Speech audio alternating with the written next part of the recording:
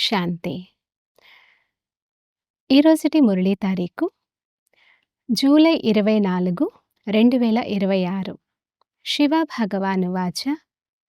మధురమైన పిల్లలు, ఈ మహాభారత యుద్ధంలో పాత వృక్షమంతా సమాప్తమవుతుంది.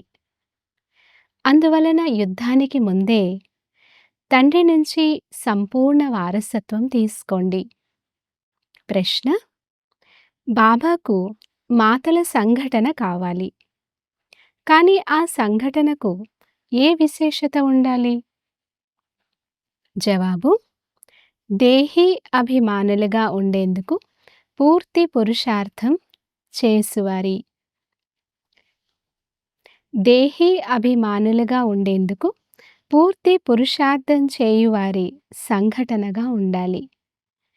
పావనంగా అయ్యి పావన ప్రపంచాన్ని తయారు చేయాలనే పక్కా నశ వారికి ఉండాలి.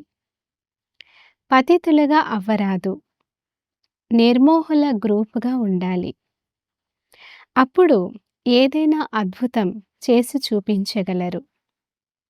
ఎవ్వరిలోనూ మోహం ఉండరాదు. అంశమాత్ర మోహమున్నా అది చాలా నష్టపరుస్తుంది.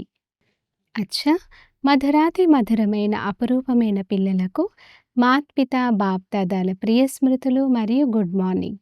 ఆత్మిక పిల్లలకు ఆత్మిక తండ్రి నమస్తే.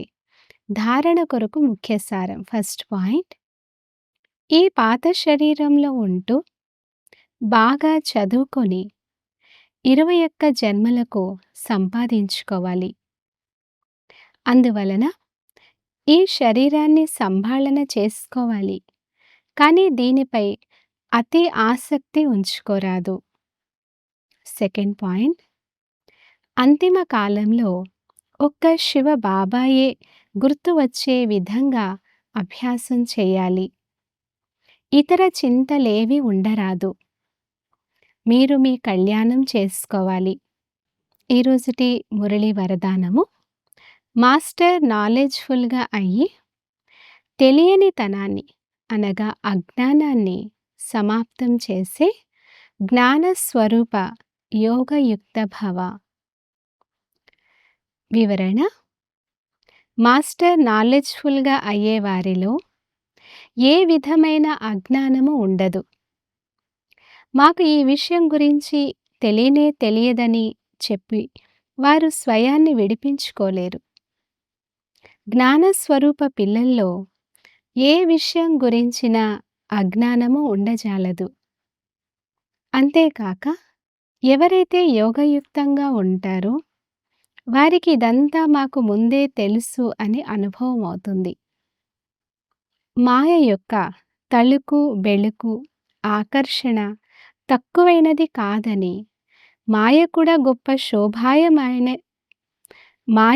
గొప్ప శోభాయమైనదని, అందువలన దాని నుంచి రక్షింపబడి ఉండాలని వారికి తెలుసు.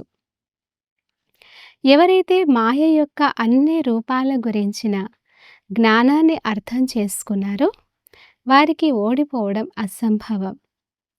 స్లోగన్: ఎవరైతే సదా ప్రసన్న చిత్తులుగా ఉంటారో వారు ఎప్పుడూ ప్రశ్న చిత్తులుగా అవ్వరు. అవ్యక్త ప్రేరణ: జ్వాలాస్వరూప స్థితిలో ఉండి శక్తిశాలి స్మృతిని అనుభవం చేయండి. యోగంలో సదా మైట్ హౌస్ స్థితిని అనుభవం చేయండి. జ్ఞానం అనేది లైట్, యోగం అనేది మైట్. జ్ఞానము మరియు యోగం రెండు శక్తులు లైట్ మైట్ సంపన్నంగా ఉండాలి. వీరినే మాస్టర్ సర్వశక్తివంతులు అని అంటారు. ఇటువంటి శక్తిశాలి ఆత్మలు ఏ పరిస్థితినైనా సెకండ్లో దాటుకుంటారు. సమయం పట్టదు. అచ్చా, ఓం శాంతి.